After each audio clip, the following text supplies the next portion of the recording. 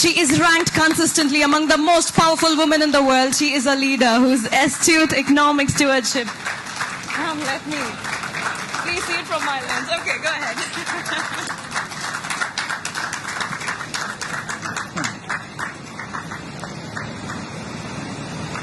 அனைவருக்கும் வணக்கம். இந்த தொகுதியுடைய எம்எல்ஏ முன்னாள் நிதி அமைச்சர் தங்கம் தென்னரசு அவர்களே, எஸ்பிஐ ஃபவுண்டேஷனிலிருந்து வந்திருக்கக்கூடிய அதிகாரிகளே, மாவட்ட நிர்வாகி சுக்கபுத்ரா கலெக்டர், டிஸ்ட்ரிக்ட் கலெக்டர் அவர்களே, காலேஜ் பிரின்சிபல் அம்மா அவங்களும் இங்கே இருக்காங்க, அவங்களையும் நான் ஒரு வணக்கத்தை தெரிவித்துக் கொள்கிறேன். அதை தவிர என் முன்னாடி இருக்கக்கூடிய மாணவ செல்வங்களே, திருச்சூழி நகரத்திலிருந்து வந்திருக்கக்கூடிய பாரதிய ஜனதா கட்சியின் ஒவ்வொரு நிர்வாகியுமே, அதே போல இதர கட்சியிலிருந்து வந்திருக்கக்கூடியவர்கள் நான் அடையாளம் கண்டுபிடிக்க முடியாட்டினாலும் நீங்க இருக்கீங்கன்ற அந்த எண்ணத்துல உங்களுக்கும் ஒரு வணக்கத்தை தெரிவித்துக் கொள்கிறேன். இந்த நிகழ்ச்சியை கவர் பண்ணறதுக்கு வந்திருக்கக்கூடிய மீடியா சோதரர்களுக்கு, சோதர சோதரிகளே, முக்கியமாக மாணவர்களே, இங்கு நான் முதல்கான் எஸ்பிஐ நிர்வாகத்துக்கும் எஸ்பிஐ ஃபவுண்டேஷனுக்கும் நான் ஒரு வார்த்தை சொன்னேன். நீங்க எங்கெங்கயோ என்னெல்லாமோ கட்டலாம், ஆனா தென் தமிழ்நாட்டில், அது கூட ஒரு ஆஸ்பிரேஷனல் டிஸ்ட்ரிக்டா இருக்கக்கூடிய விருதுநகர்ல திருச்சூழி எதுக்கு வந்துச்சுன்னா, எனக்கு மனசுல சும்மா ஏதோ ஒரு தாட்ல ரமண மகரிஷி பிறந்த ஊரு,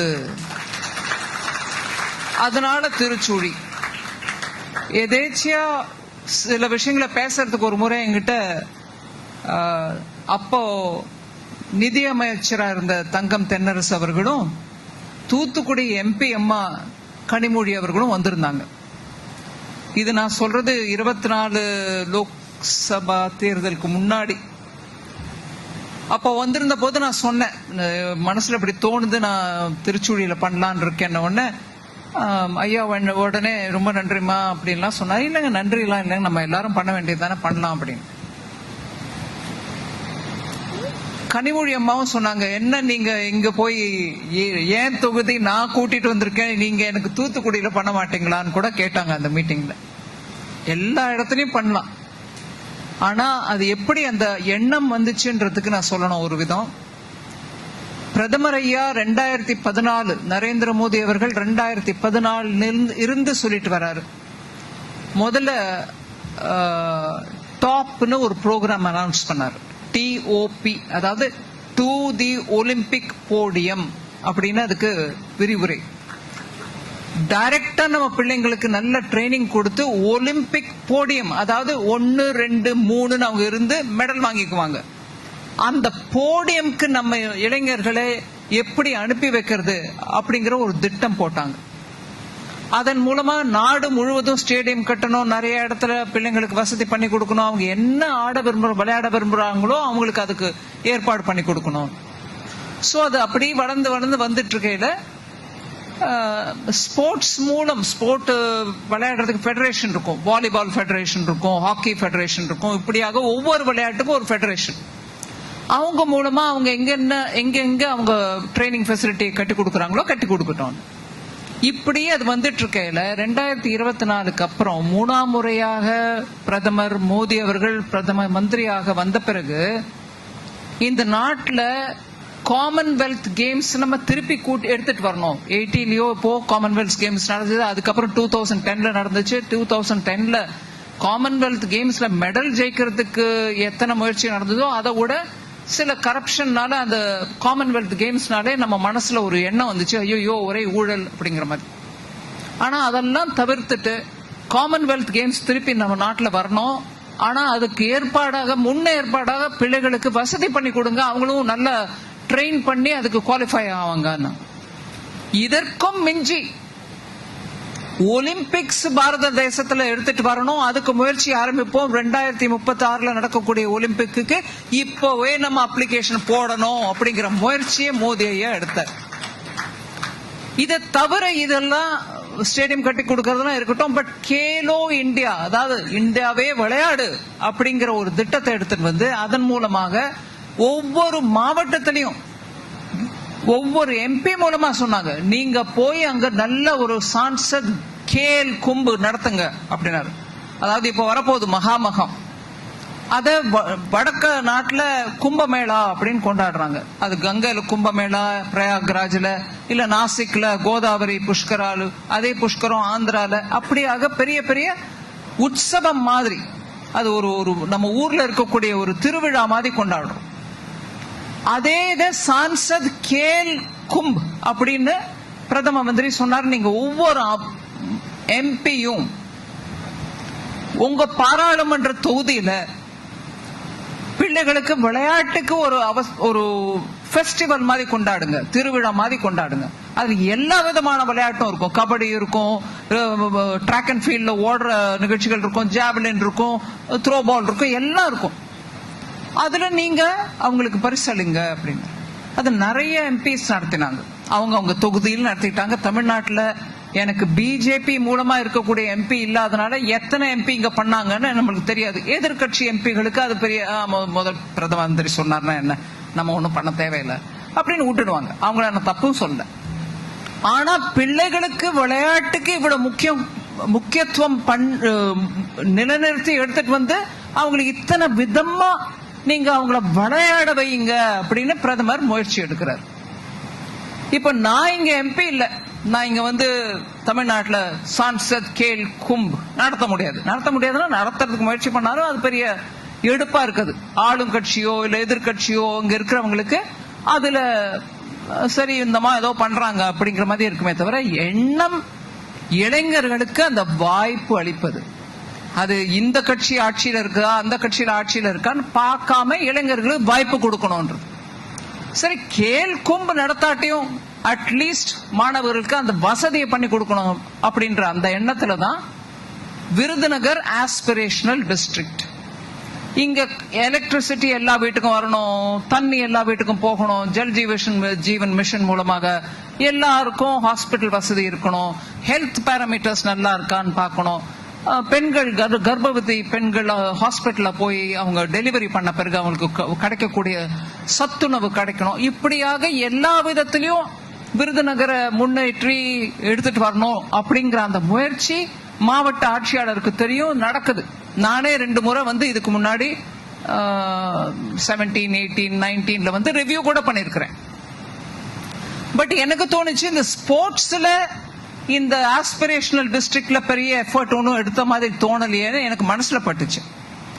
மீதி ஆஸ்பிரேஷனல் டிஸ்ட்ரிக்ட்ஸ் தமிழ்நாட்டை தவிர மீதி இருக்கக்கூடிய ஸ்டேட்ஸ்ல பண்றாங்களா இல்லையான்னு எனக்கு தெரியாது, பண்ணுவாங்களா இருக்கலாம்.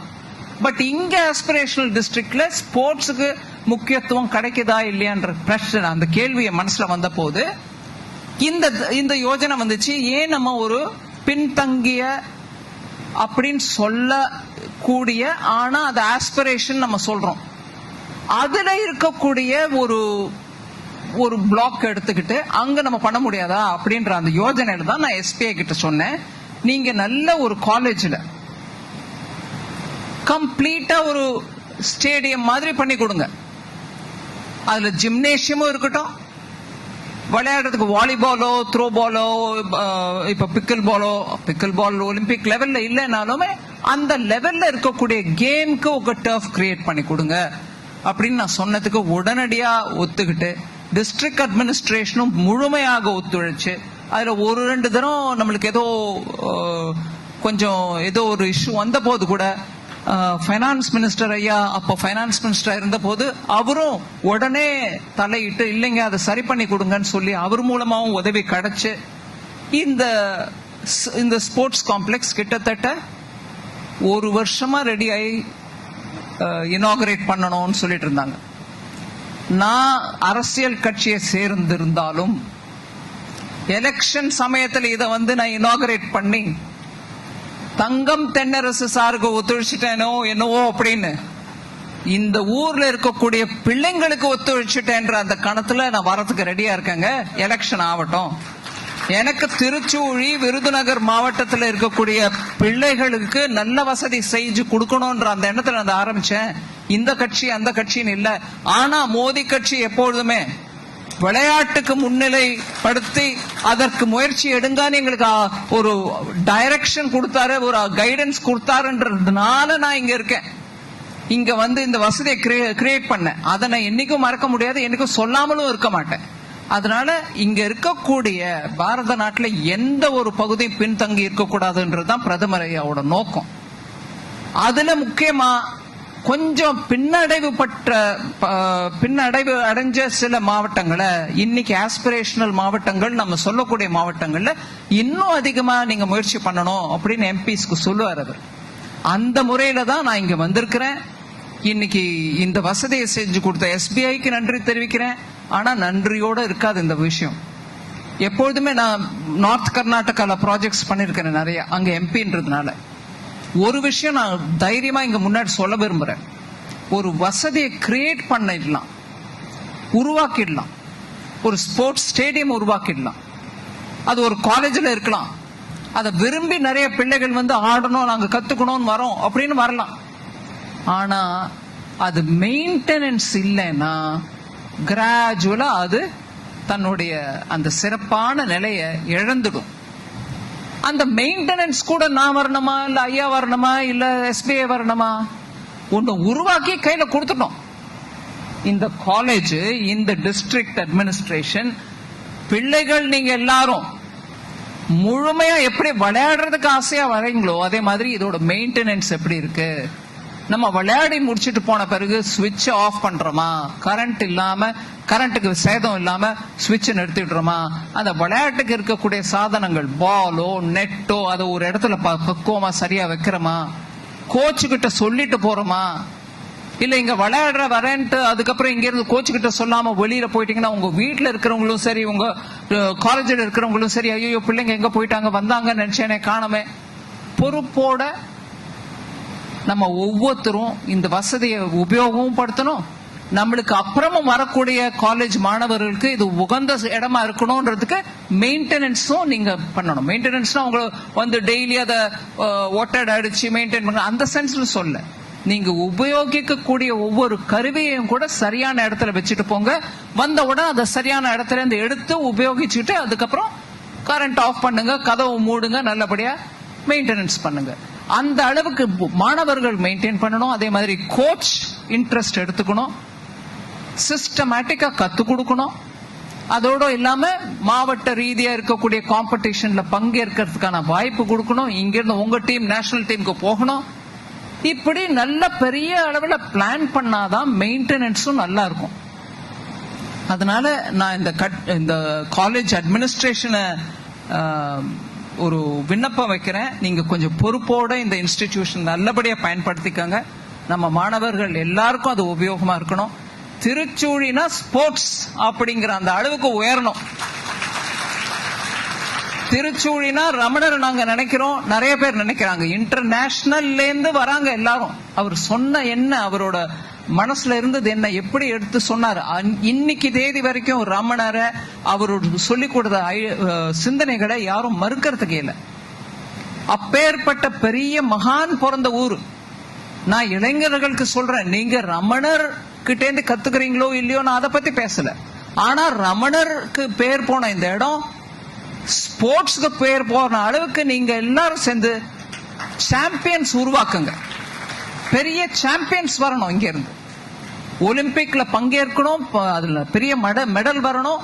ஒரு காலத்துல அந்த பிடி உஷாவோட ஊரை பத்தி சொல்லுவாங்க. அவங்க ஊரை பத்தி பேச, கேரளால உடனே ஸ்போர்ட்ஸ், பிடி உஷா ஒலிம்பிக் வரைக்கும் போனாங்க அவங்க. அந்த மாதிரி தமிழ்நாடுனா திருச்சூழி தான் ஸ்போர்ட்ஸ் அப்படிங்கிற அளவுக்கு நீங்க முயற்சி பண்ணி எடுத்துட்டு வரணும். இந்த காலேஜ் அதிகாரிகளுக்கும் இந்த மாவட்ட அதிகாரிகளுக்கும் மிகுந்த நன்றி. இந்த ஒரு வசதியை ஏற்படுத்தி கொடுக்கறதுக்கான வாய்ப்பு எங்க எல்லாருக்கும் கொடுத்தீங்க. திருச்சூழி சரி, விருதுநகர் சரி, நல்ல முன்னேறணும். விருதுநகர்னா வியாபாரம், ஆனா இப்போல இருந்து விருதுநகர் வியாபாரங்க. ஆனா இன்னைக்கு பாருங்க பிள்ளைங்க என்னமா ஸ்போர்ட்ஸ் விளையாடுறாங்க அப்படின்னு விருதுநகருக்கும் அது ஒரு பெரிய மதிப்பை கொடுங்க நீங்க எல்லாம் சேர்ந்துட்டு. இந்த வாய்ப்பு கொடுத்ததுக்கு ரொம்ப நன்றி. பாரத் மாதா கி ஜெய்.